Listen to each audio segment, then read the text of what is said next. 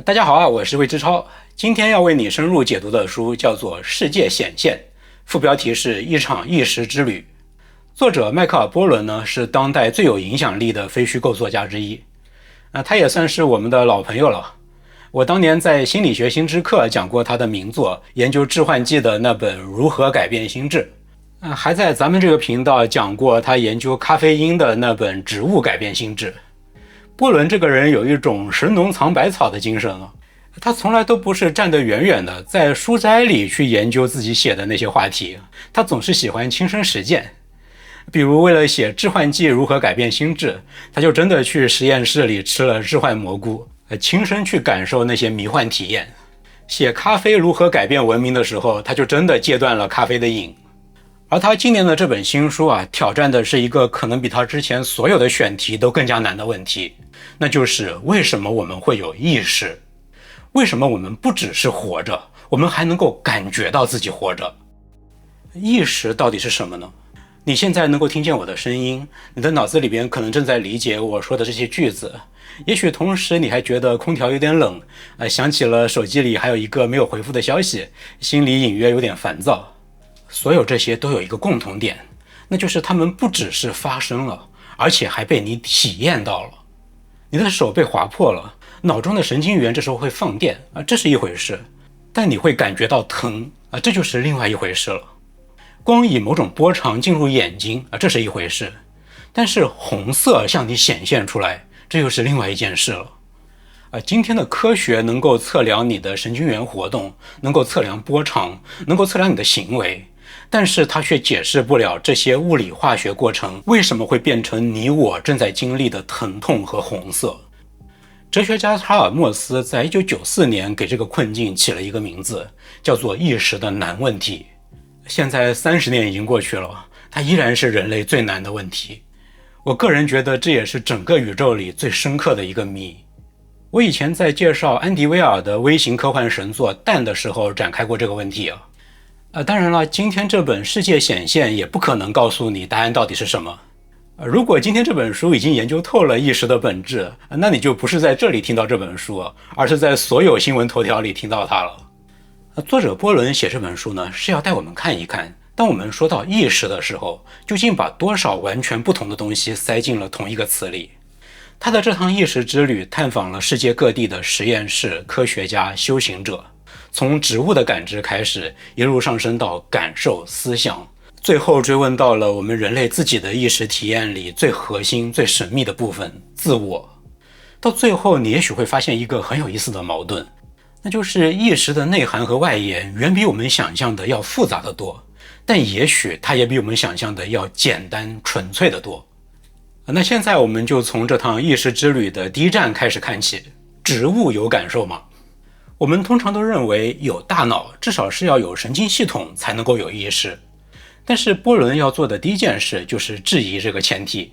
所以他首先把目光投向了植物。植物没有大脑，没有神经元，甚至也不怎么会动。如果连这种最不像有意识的东西都可能有某种初级的感受性，那我们对意识的理解是不是从根子上就有点太窄了呢？波伦去了意大利的佛罗伦萨，拜访了一位叫做曼库索的植物学家。曼库索给他看了一段延时摄影视频，是一株菜豆在花盆里成长，几英尺外呢放着一根金属杆。结果这个菜豆的豆苗的茎尖就像一只缓慢探索的手臂一样，在非常努力地去够那根金属杆。关键是在于这株植物是在碰到金属杆之前很久就已经精准地在朝那个金属杆的方向生长了。它不是碰巧撞上去的，它好像就是知道那根杆子在哪里，然后朝它努力。达尔文当年观察菜豆的时候就写道，他运动的方式看起来就好像是对自己的失败感到厌恶，但他决心再试一次。如果你觉得这个案例有点太过于拟人了，那后面有更加惊人的，比如说含羞草居然能够学习。如果反复从高处把种着含羞草的花盆往下扔，但是每一次都在落地之前把它给稳稳地接住，结果就会发现它一开始会卷起叶片保护自己，可一旦含羞草发现没有真的危险之后，它居然就不再会有这个反应了。你再怎么摔它，它都好像是坐了100次过山车的老鸟第101次坐上去一样。而且含羞草居然能够记住这个教训至少28天。作为对比果蝇都只能够把类似的经验记住24个小时而已。还有一个例子，豌豆居然能够预测未来，为未来做打算。面对2份土壤，它会选择营养价值正在上升的那一份，而不是当下更加肥沃的那一份。再比如，有一个非常让人吃惊的，植物居然能够区分亲缘。2株完全不同种的植物，如果它们种在同一个盆子里，它们的叶子就会疯狂的生长，拼命的抢阳光、抢地盘。而那些亲缘物种，它们就会选择和平共处，分享资源。我读到这些例子的时候相当吃惊我一直以为生命要有这类行为，门槛至少得是动物吧，结果植物居然都可以。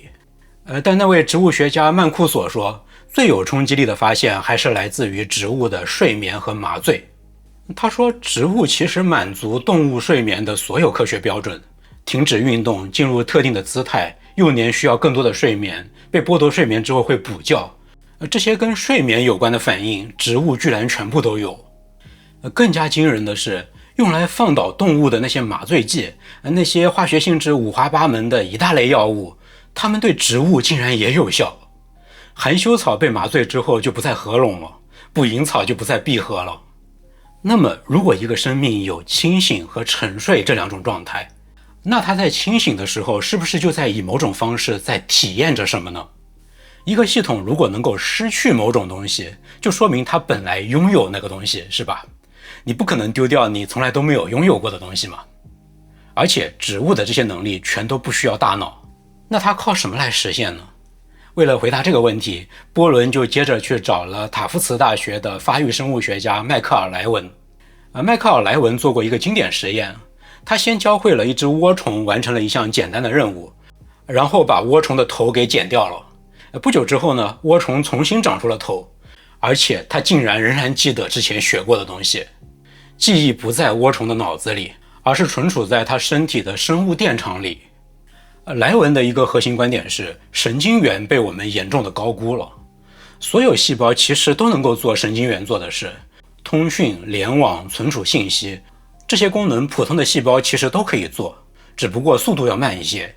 莱文甚至创造了一种叫做异种机器人的生物，他从蝌蚪的皮肤上刮下细胞，放在营养液里，这些细胞会自发地聚成一个小球，形成新的生物电场，然后他就学会了游泳，学会了走迷宫，甚至发明了一种前所未有的繁殖方式。这团东西没有大脑，也没有基因下达的指令，它纯粹就是靠普通细胞的自组织就完成了这一切。那么如果像植物、像涡虫那样的初级感知不需要大脑，那它到底是从哪里来的呢？要回答这个问题，就要请大神出手了。伦敦大学学院的著名物理学家卡尔·弗里斯顿提供了最底层的理论支撑，这就是大名鼎鼎的自由能原理。弗里斯顿追问的是，生命最基本的任务到底是什么？他说，生命最基本的任务不是思考，不是追求快乐，甚至也不是繁殖，而是在一个熵不断增加、万物趋于散架的宇宙里，暂时不要散架。而要做到这一点呢，一个系统首先就要有边界，要把内外分开，哪些是要维持住不散架的，哪些不是，得有一个区分。可是，一旦内外有别，它就再也不能够完整的掌握外界的完整信息了。它只能通过感官从自己身体的边界外采集信息，最后要根据这些不完整的信息来采取行动，让体温、能量、水分之类的关键指标留在可生存的范围内，留在不散架的范围内。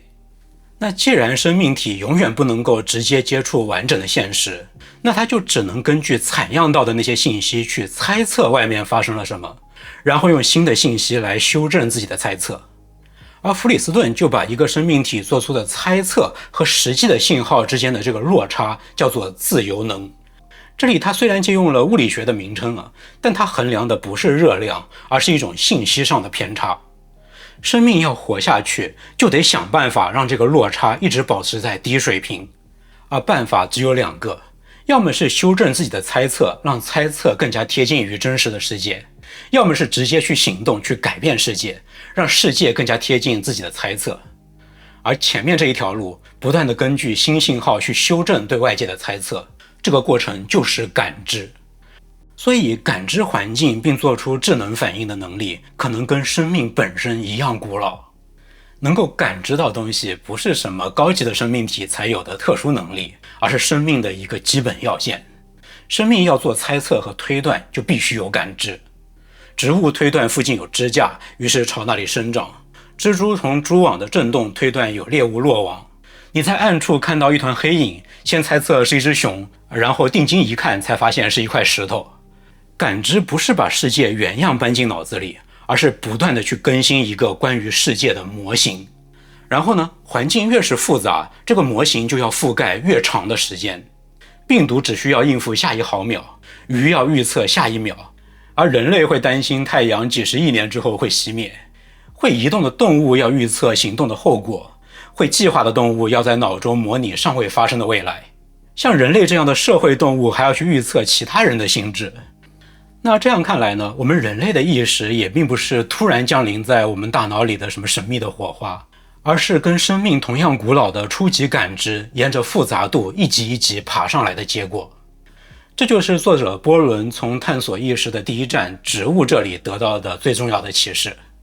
如果说第一站是让我们把意识的起点在时间上往前拉了几十亿年，那么第二站就是要把意识的重心在空间上从我们的头顶往下移，从大脑皮层移到脑干深处，从理性移到感受。这得从一个大神开始说起啊。很多人都知道DNA 双螺旋结构的发现者之一叫做弗朗西斯·克里克，但很少有人知道克里克后来转向了意识研究，成为了这个领域的先驱之一。他大半辈子都渴望找到意识的神经基础。他主要是从视觉系统入手的，因为很多高级认知活动的信息源头都在视觉皮层，我们很多信息都是看进来的嘛，是吧？神经科学家克里斯托弗·科赫后来成了他的搭档，两个人花了10几年功夫去寻找意识在大脑中的物理足迹。科赫后来也成了意识研究领域的顶级学者，再后来他桃李满天下，其中有一位学生后来成了 AI 女神，名字叫李菲菲。1998年的时候，科赫和前面提到的那位提出了意识的难问题这个概念的哲学家查尔默斯在一间酒吧里打了一个赌，科赫赌25年之内一定能够找到意识的物理足迹，查尔默斯赌找不到，输的要给赢的一箱好酒。结果呢，2023年的时候，科赫体面的认输了，承认将近30年的搜索都没有找到那个意识的物理足迹，给查尔默斯送去了那箱好酒。那为什么科赫输了呢？按照神经科学家达马西奥的观点，承载意识的核心结构可能根本就不在科赫他们研究的大脑皮层。科赫找错了地方，他的工作就有点像是一个醉汉在路灯下找钥匙，灯是亮的，但是钥匙根本就不在那里啊。达马西奥的核心观点是，意识的起源不是思想，而是感受。也就是说，跟意识直接相关的是那些更加本能的情绪性的东西，而不是跟理性相关的东西。因为大脑进化出来，首先是为了让你的身体活下去，身体是要在几十个参数上维持着非常精密的平衡的，比如说你的体温、你的血压、血糖、水分，这些东西都不能够偏离一个正常的范围太远，这叫做稳态。对于稳态的调节呢，大部分是自动完成的，你很多时候都感觉不到。但是有些时候偏离稳态就需要你采取行动，比如说你饿了就要去吃饭，渴了就要去喝水，冷了要加衣服。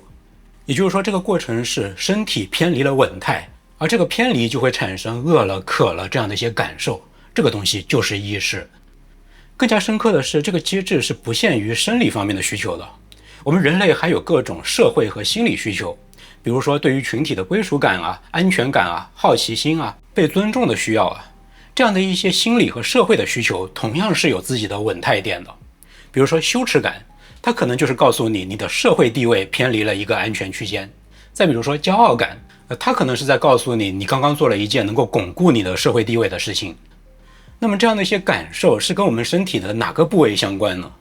达马西奥说，其实不是大脑皮层，而是脑干。他发现大脑皮层大面积的受损对意识的影响其实非常的有限。比如说有一种疾病叫做无脑回畸型，得这种病的那些孩子是天生没有大脑皮层的，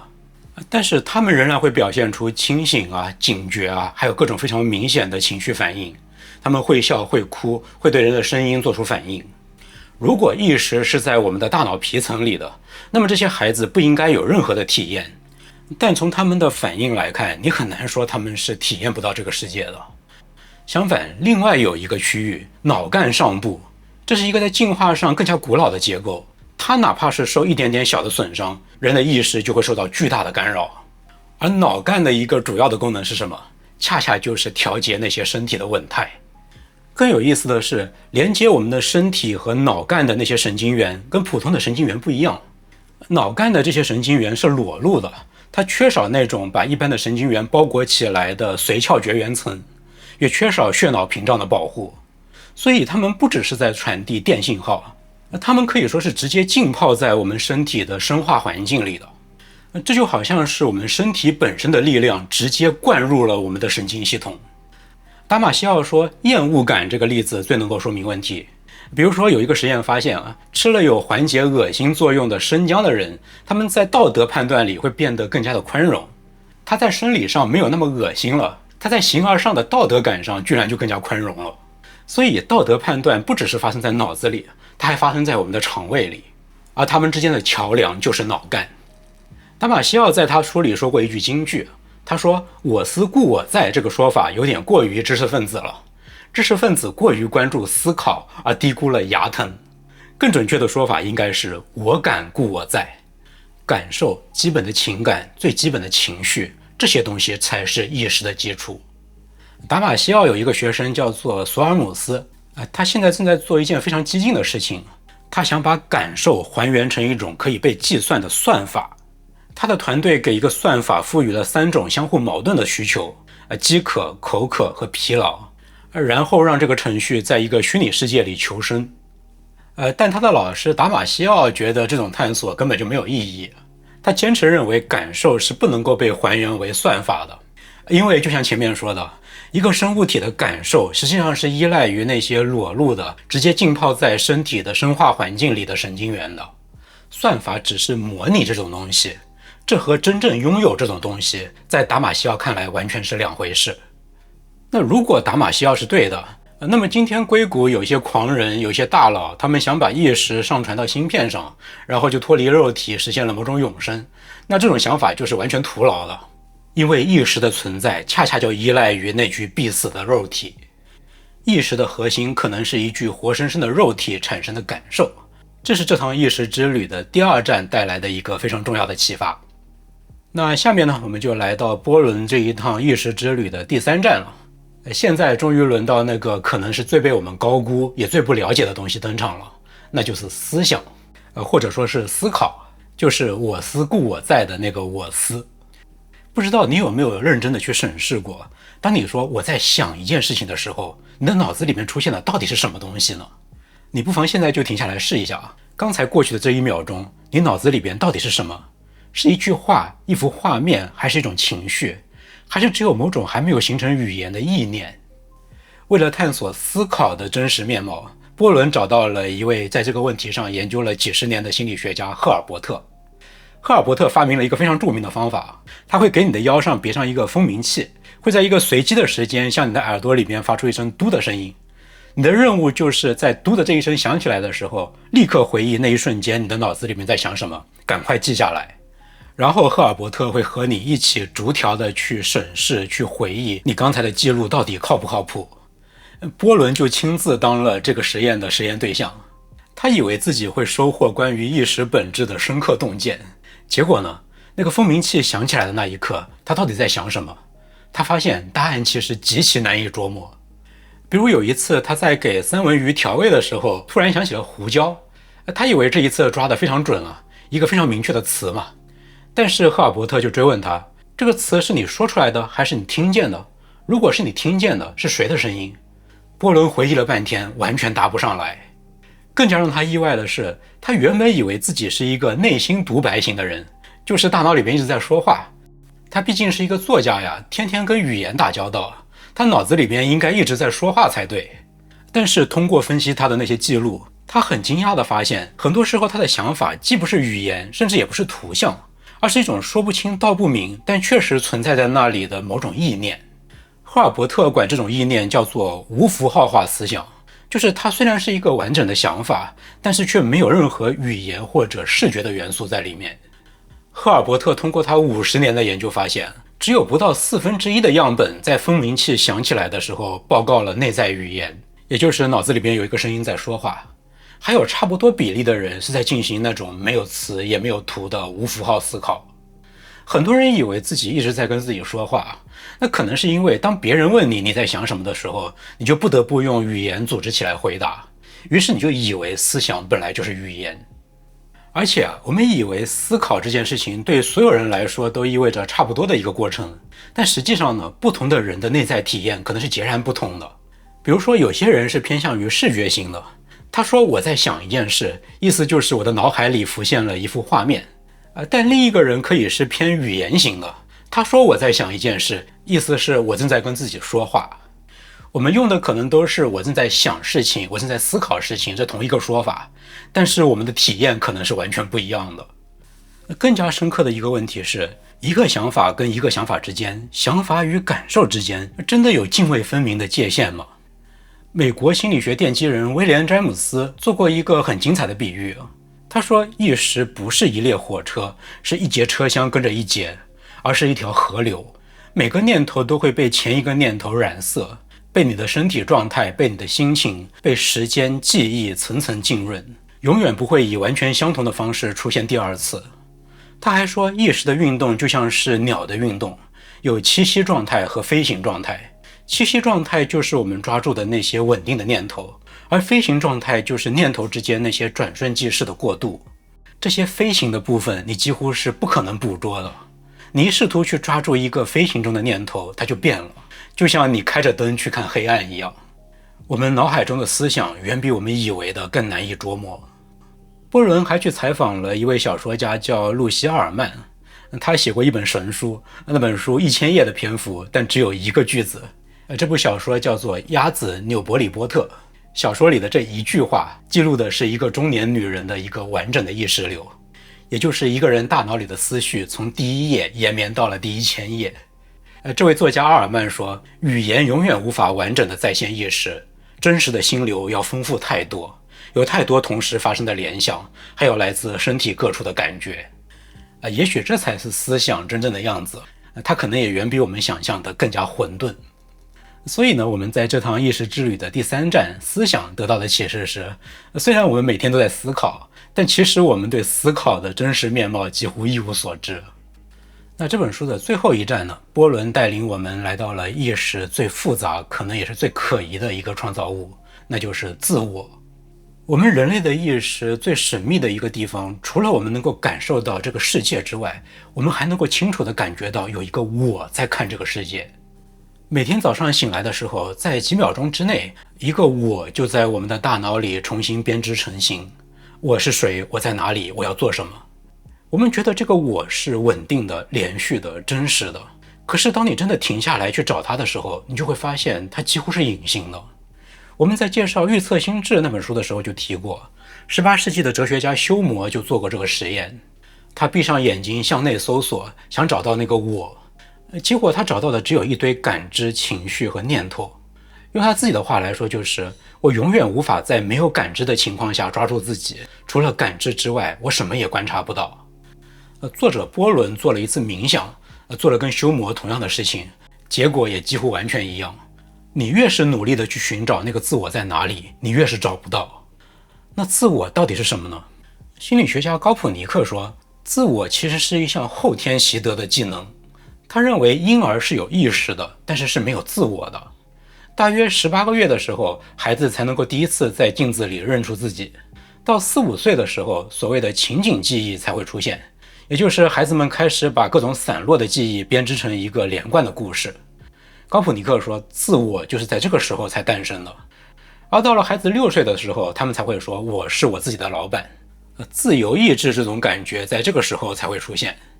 而且有趣的是，这个时间点在美国孩子身上比亚洲孩子要来得更早。这也从侧面证明自我的塑造可能是一种文化的产物。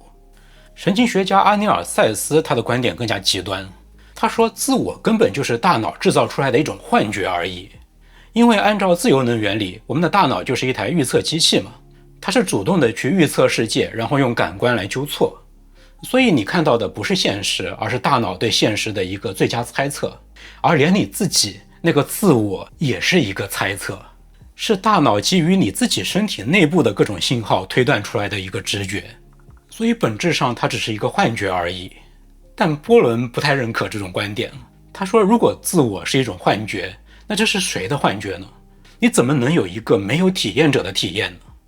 但其实这正是意识最诡异的现象之一，那就是自我和意识是可以分离的，自我可以消失，但是意识不会跟着消失。波伦自己就曾经经历过一次非常彻底的自我溶解。有一次他吃了致幻剂之后突然看见自己碎成了一堆蓝色的便利贴，然后飘落在地上融成了一堆蓝色的颜料。而在观察这一切的不是那个他自己，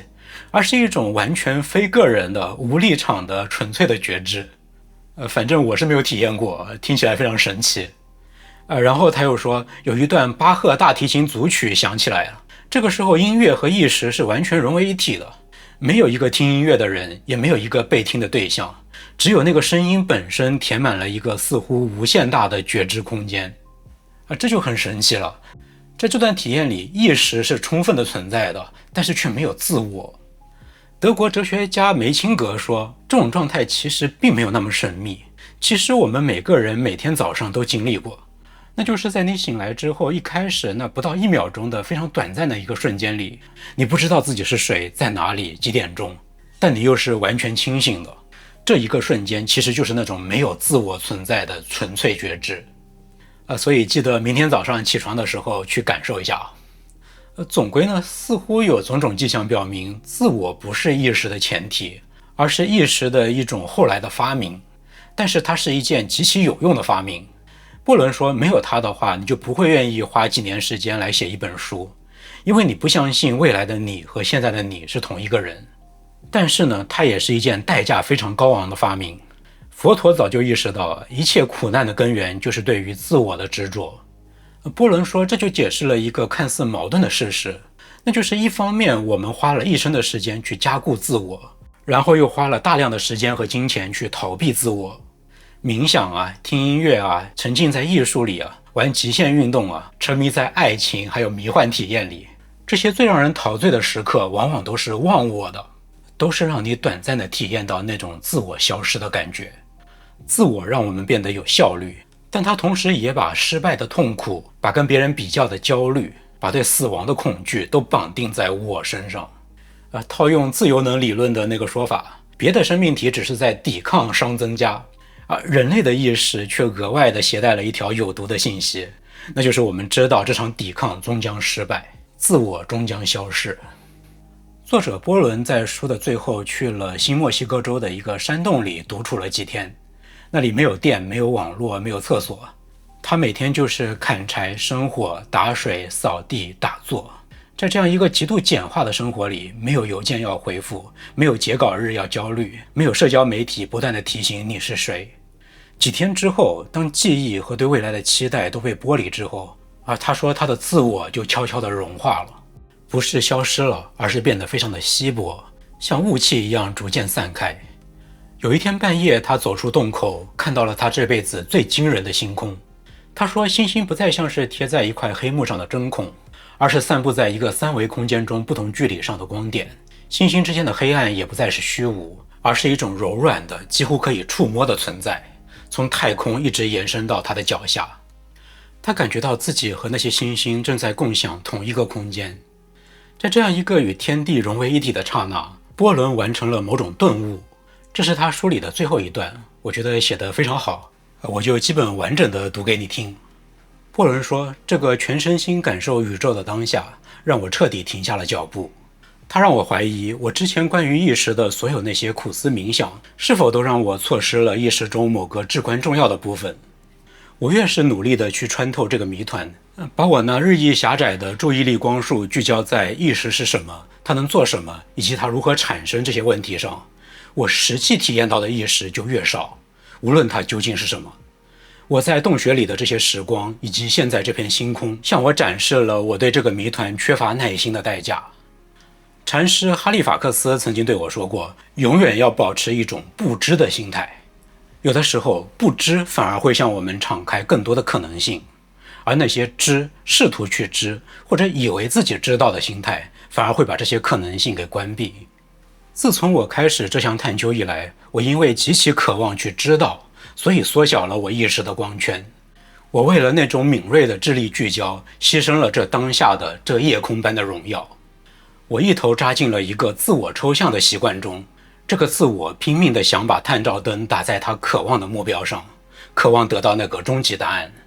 那束狭窄的光芒确实让我获得了一些有价值的知识，但它也让我失去了吸收另外那359度光芒的能力。而我在洞穴里的时光向我展示了看待意识的另外一种方式，它不再仅仅是一个需要被解决的科学或者哲学难题，而是一种实践，一种重新完完全全待在这里的方式，一种存在于当下并对这满天繁星敞开心扉的方式。我想这就是我在这次探索之旅中赢得的奖赏，它取代了我在出发的时候曾经天真的希望能够带回来的某种终极理论或者决定性的论点。意识是一个奇迹，毫无疑问，它也依然是最深奥的谜团，但它同时又是如此的简单，简单到可以塞进一句话里。我睁开双眼，一个世界便显现出来。好，这本《世界显现：一场意识之旅》就为你解读到这里。书籍的详细信息我已经放在节目下方的描述栏里了，供有需要的朋友查阅。如果你喜欢这期节目，请你点个赞、分享和订阅频道，这是对我最大的支持。我是魏之超，我们下本书再见了。